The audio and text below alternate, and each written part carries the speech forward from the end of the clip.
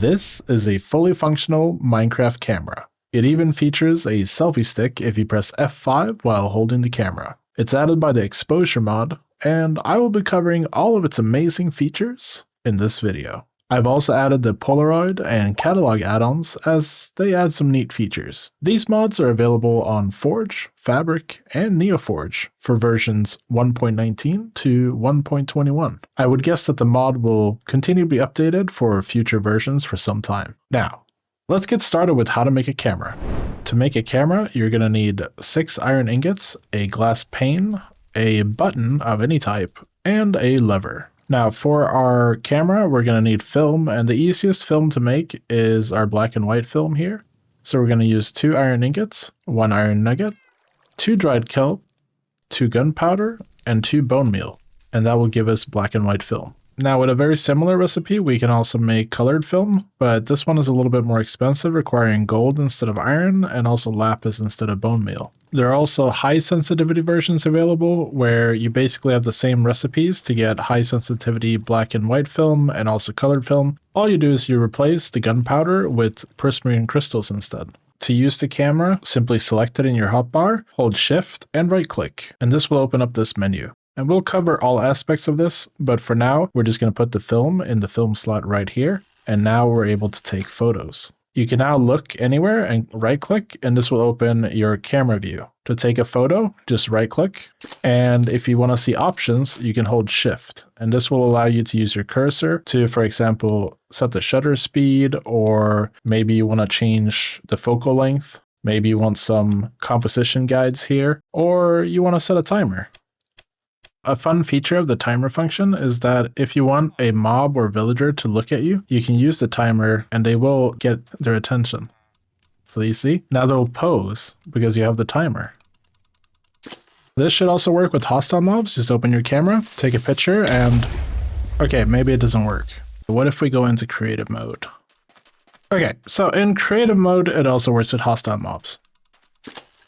To develop our film, we just take it out of the camera and then we put the black and white film next to a water bottle to make it developed black and white film. For color film, it gets a little bit more complicated because you need a mundane potion, a thick potion, and an awkward potion in order to make developed color film. If you're using the crate mod, you could also use a spout in order to pour the liquid onto the film. So in this case, I need to turn my valve here, and that's going to bring this water that's in this basin here where I make my potions and stuff into this spout. And now we can just put our black and white film here on the depot, and it's going to pour 250 millibuckets of water on there. And now we have developed black and white film. In order to process our colored film, we need potions, so we can just drop our film there. Then we need to pick it up, and then we need to drop it there. And now we need to pick it up and we need to drop it there. We just need to do them in order. So you need awkward, thick, and then mundane potion. And of course you could set this up with like a belt, but I have a fairly simple setup here where I'm working in this little building. To turn our developed film into photographs, we're going to need a Lightroom. And for that, you just need 4 planks. It can be any types of planks. And then you need a redstone torch and an iron trapdoor. And that's going to make a Lightroom. Once you made your Lightroom, just place it down, then you'll see this interface here, and your developed film goes in the top left here, and now you can see a preview of all the photos that you've, taken as you've been out and about. In this UI, you can select the photo, so I'm going to select this huge tree that I found, and then for black and white film, you need some paper, and you also need black dye in order to make your photograph.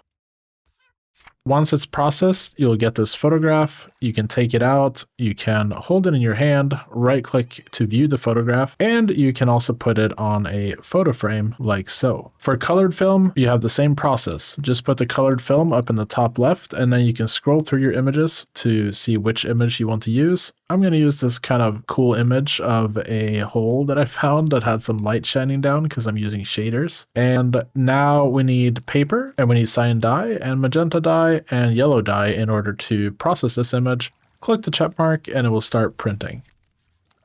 And now we have our photograph, and this time it's in color instead of the black and white that we had previously. You can also put this on a photo frame. We'll put it on this huge one here because I think it looks kind of cool.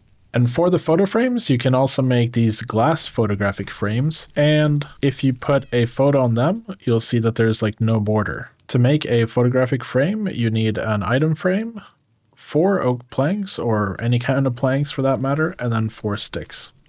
And if you want to make the glass version of the photographic frame, just take a photograph frame and put 4 glass panes around it, and that's going to give you the glass photograph frame. Now, these photographic frames work similar to paintings, so you can have them in full size like this, you can have it in like a 2x2 like this, or we can make it really small like that.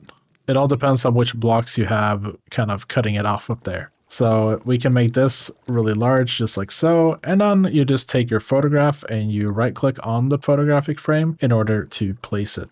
Same thing with the glass photo frame. Take your photograph and just right click to place it.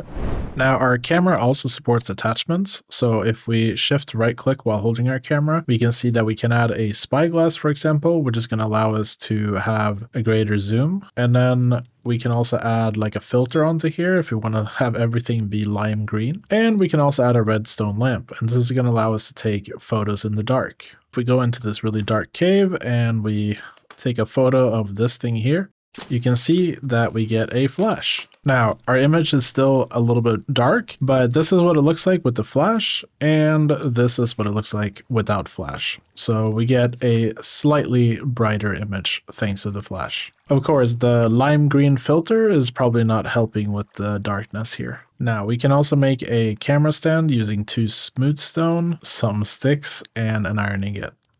And this allows us to place our camera down by placing the camera stand and then putting the camera there. We can do something like this. So we can hold the camera in place, and we can also do configurations and even swap out attachments and things while we're using this. This can be really useful if you want to take some photos of yourself hanging out with some villagers or something like that. Now our camera can also be controlled with redstone. So if we just send a redstone signal here next to the camera, it should activate. We can put some redstone back here, and then we'll use a lever to activate it. So when I give a signal, it now activates. So that's a way you can automatically take photos, or, you know, whatever you need, you can control it with redstone. It's also possible to craft a photo album using a book and quill and a phantom membrane. This photo album is going to let you put photos into the album. You could place this photo album on a lectern, for example, if you want people to be able to come by and see your photos and, you know, check them out. If you have several photographs, you can also right-click with one photograph on top of another to make stacked photographs. I kind of wish there was a way to place these on the ground, but I haven't found a way to place them, so let me know in the comments down below if you know how to place these. Now, I wanted to show the difference between the different types of film, so I set up this camera here and took a few photos. So this is what black and white looks like. This is what color film looks like. This is what high sensitivity black and white film looks like. And this is high sensitivity color film. There's a special behavior with the Lightroom. So if you take tinted glass and you put it above the Lightroom, then you'll get access to this feature here, which is chromatic mode. The best way for me to explain how chromatic works is to take a few photographs where I'm moving to different positions. Then after that, we take our developed colored film and put it into our Lightroom, and we activate the chromatic mode here. And now it's going to do each channel, red, green, and blue, in order. So we print here. Now you can see that it's done the red channel here because it has a red R, and you can also see it in the image itself. Now what I'm going to do is I'm going to put this down here, and I'm going to switch to our next frame here, frame 3. I'm going to take the paper out, we're going to put our chromatic sheet in there, and now we're going to do our blue channel. Oh, sorry, I meant green channel. Apparently I got these in the wrong order. So we just did the green channel, and now we're going to do the last frame, which is frame 4, and we're going to do that on the blue. And now that all channels are done, we can see our image. Did I say blue? I clearly meant yellow. So you can see first we did our green channel, then we did our red channel here, and then we did our yellow channel. So you get these chromatic shots where you can have different colors done at different times. I actually don't know that much about photography, but I'm sure this will be awesome for many of you.